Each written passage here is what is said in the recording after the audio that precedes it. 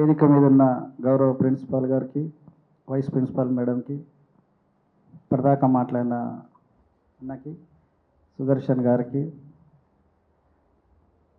మేము చదువుకున్న తర్వాత దళిత బ్లడ్ ఎట్లా ఉంటుంది అంత ఎమోషన్ తోటి నడిచేది కదా. మేము అడవికి వెళ్ళాలా, హైదరాబాద్కి వెళ్ళాలా, గన్ను పట్టుకోవాలా, శూలం పట్టుకోవాలా అని దళిత సమాజంలో చాలామంది నాలాంటి విద్యార్థులు గన్ను పట్టుకొని అడవికి పోవాలా, శూలాలు పట్టుకొని కింది వర్గాల మీదకి పోవాలా అంటే భారత రాజ్యాంగం పట్టుకొని హైదరాబాద్కి రావాలని మాకు చెప్పిన మా టీచర్ కంచాల సార్. చాలామందిని ఈ పాటికి ఇక్కడ మీ ముందు స్పీకర్ గాను, టీచర్ గాను, లీడర్ గాను ఉన్నామనంటే నాలాంటి చాలామంది వేల మందిని తయారు చేసిన is the real son of Savitribai Phule, చదువుల తల్లి సావిత్రిబాయి ఫులే నిజమైన కొడుకు కంచాలే సార్. ఆ సారు వీడికి రావడం మా అందరికీ యూనివర్సిటీలో ఇక్కడున్న సుదర్శన్ బాలబోయిన కావచ్చు, నేను కావచ్చు, ఇంకా చాలామంది పేరుగాంచిన లీడర్లు తెలంగాణ ఉద్యమం కావచ్చు, దళిత ఉద్యమంలో కావచ్చు, పుస్తకాలు రాసిన వాళ్ళు, పాటలు రాసిన వాళ్ళు చాలామంది ఆయన పుస్తకాలు చదివి ఇన్స్పిరేషన్గా అయిలే సార్ ఎట్లుంటాడో తెలియదు, కానీ ఆయన రచనలు తెలుసు. హైదరాబాదు రావగానే ఉస్మానియా యూనివర్సిటీకి వచ్చిన తర్వాత ఒకవైపు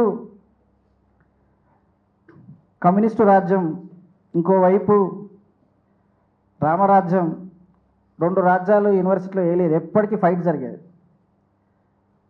అటు రామరాజ్యానికి ఇటు మావో రాజ్యానికి మధ్యలో అంబేద్కర్ అనేటువంటి ఒక ఆశయాన్ని నాటినటువంటి వాడు కంచాలే సార్ ఉస్మాన్ యూనివర్సిటీలో. ఎందుకు ఇదంతా చెప్తున్నానంటే టీచర్ అంటే ఎట్లా ఉండాలి, టీచర్ ఏం బోధించాలి. చాలామంది టీచర్లు రాంగ్ గైడెన్స్ తోటి చాలామంది జీవితాలు నాశనం అవడు కాదు, వాళ్ళ కుటుంబాలే కూలిపోయినాయి. ఒక టీచర్ సరైన డెసిషన్ తీసుకోకపోతే, సరైన పాఠం చెప్పకపోతే, సరైన విధంగా డైరెక్షన్ ఇవ్వకపోతే ఏం ప్రమాదం జరుగుతుంది. అట్లా టోటలీ భారతదేశం మొత్తం అజ్ఞానంలో ఉంటే ఆ అజ్ఞానాన్ని పలగజేరి ఈ అజ్ఞానంలో ఉన్నటువంటి ప్రజలందరూ కులాలతోటి, మతాలతోటి మారణహోమం జరుగుతున్న సందర్భంలో వాళ్ళందరికీ ఒక దిక్సూచిగా జ్ఞానంతో సమాజం మారుతుందని బుద్ధుని నుంచి మహాత్మా జ్యోతిరావు ఫులే ఆశయాలను మోసుకొచ్చి మనకి ఈ హక్కులు ఇచ్చినటువంటి నిజమైన టీచర్ ఈ దేశంలో ఎవరైనా ఉన్నారంటే బాబాసాహెబ్ అంబేద్కర్ మనకి ఈ హక్కులు ఇచ్చినటువంటి వాళ్ళు. కాబట్టి మిత్రులారా, పెద్దవాళ్ళు ఇంకా మాట్లాడతారు. దానికన్నా ముందు ఇంత టైట్ షెడ్యూల్లో కూడా ఆల్రెడీ హాలిడేస్ ప్రకటించిండ్రు, సగం మంది విద్యార్థులు వెళ్ళిపోయిండ్రు. ప్రిన్సిపాల్ చొరవ వల్ల రాజశేఖర్ సారు చొరవ వల్ల, మేడం చొరవ వల్ల మళ్ళీ ఏదైనా టైం తీసుకొని కంచాలే సార్ను తప్పకుండా పిలవాలని చెప్పేసి వాళ్ళు ఇంత శ్రమ కోర్చి పిలిచినందుకు వాళ్లకు పేరు పేరున ధన్యవాదాలు తెలియజేస్తూ, అంబేద్కర్ మీటింగ్లు చాలామంది పెడుతున్నారు. మహాత్మా జ్యోతిరావు ఫులే, సావిత్రిబాయి ఫులే, కాంశీరామ్ వీళ్ళందరూ పెడుతూనే ఉన్నారు. బాబు జగజీవన్ రావుని వరకు స్ఫూర్తి తీసుకొని పోవట్లేదు. వాళ్ళు చెప్పినటువంటి పుస్తకాలు మనం చదవట్లేదు. ఇంతకుముందు మనం టీచర్ అని చెప్పుకున్నాం కదా, ఆ టీచర్లు చెప్పిన ఏ పుస్తకం మన ఇళ్లలో లేదు.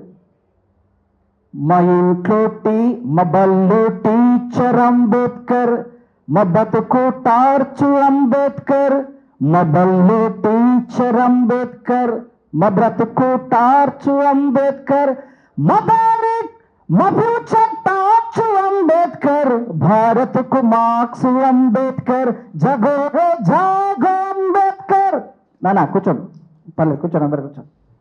జగో జాగో అంబేద్కర్, జగజ్జననేత అంబేద్కర్, బడుగులకు ప్రాణం అంబేద్కర్, భారత్కు మార్క్స్ అంబేద్కర్, భూములను పంచితే అంబేద్కర్, భూవను కోరితే అంబేద్కర్, పరిశ్రమల వాటా అంబేద్కర్, ప్రగతి జన సూత్రం అంబేద్కర్, జగో జాగో అంబేద్కర్, జగజ్జననేత అంబేద్కర్, బడుగులకు ప్రాణం అంబేద్కర్, భారత్కు మార్క్స్ అంబేద్కర్, జగో జాగో అంబేద్కర్, జగజ్జననేత అంబేద్కర్, బడుగులకు ప్రాణం అంబేద్కర్, భారత్ కు మార్క్స్ అంబేద్కర్, జోహార్ భారత్ పితా బాబాసాహెబ్ అంబేద్కర్.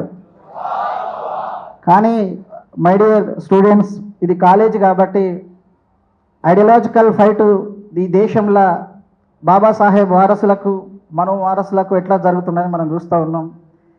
ఇంతకుముందు చక్రంతలలు మంచిగా కాన్స్టిట్యూషన్ ప్రియాంబుల్ చదివారు. భారత రాజ్యాంగం కనుక లేకపోతే ఏమయ్యేది భారతదేశం? భారత రాజ్యాంగం లేకపోతే మనువు రాసినటువంటి మనుస్మృతే ఈ దేశంలో భారత రాజ్యాంగం లాగా. భారత రాజ్యాంగం కన్నా ముందు ఏ విలువలతోటి నడిచేది దేశం అంతా? ఇక్కడున్న మీరు ఎవ్వరు, ఇక్కడ 90% బీసీలు, ఎస్సీలు, ఎస్టీలు, మైనారిటీలు ఉన్నారు, ముఖ్యంగా ఆడపిల్లలు ఉన్నారు. వీళ్ళు ఎవరికైనా చదువుకునే హక్కు ఉన్నదా?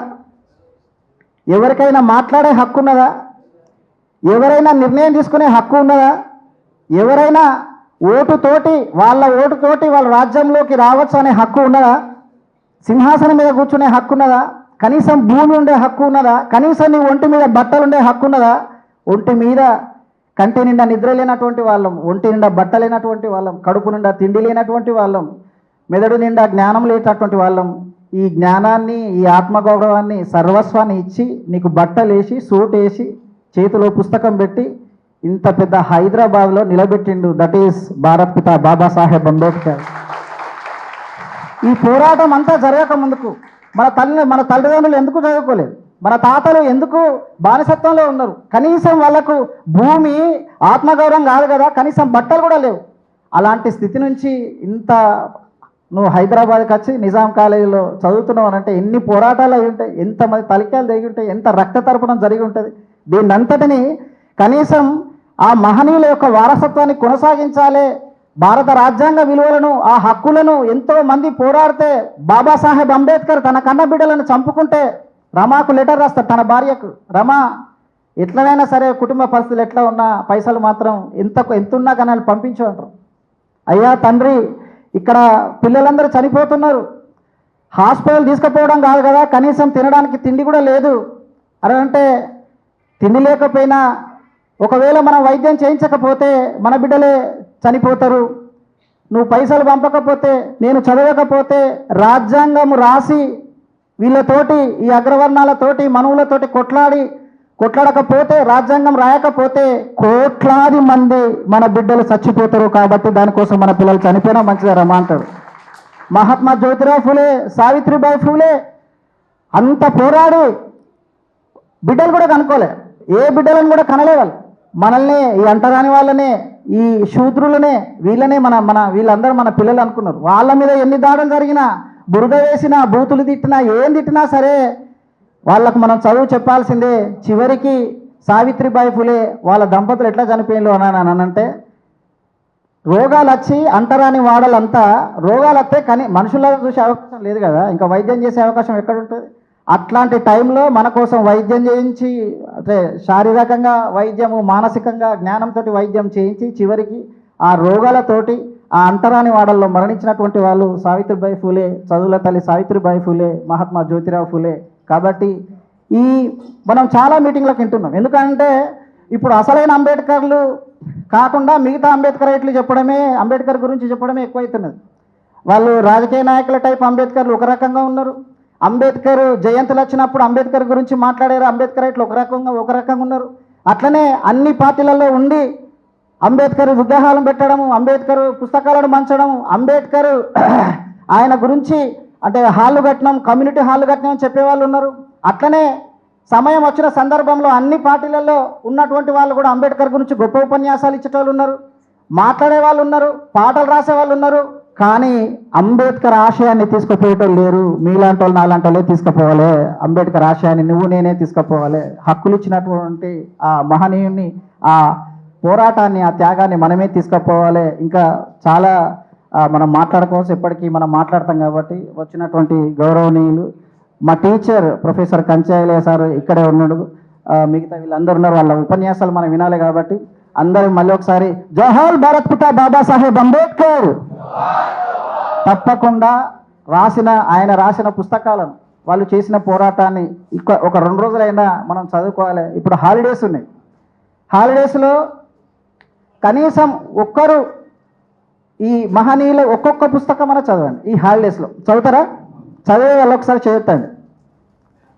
చదవమన్నప్పుడు అందరూ చేతులు ఎత్తేస్తున్నారు, కానీ మళ్ళీ పుస్తకం గురించి అడిగితే మాత్రం ఎవరు సమాధానం చెప్తారు? ఒక 10 మంది చెప్తున్నారు క్లాస్లో. దయచేసి అట్లా కాకుండా చదవాలి, దాని గురించి పుస్తకాల గురించి డిస్కస్ చేయాలి. ఐలేసార్ రాసిన పుస్తకాలు, అంబేద్కర్ రాసిన పుస్తకాలు, మహాత్మా జ్యోతిరావు ఫులే రాసిన పుస్తకాలు, పెరియార్ రాసిన పుస్తకాలు అందరి ఉన్నాయి. బాబు జగ్జీవన్ గురించి వచ్చిన పుస్తకాలు కూడా ఉన్నాయి. వీటన్నిటిని చదవాలి.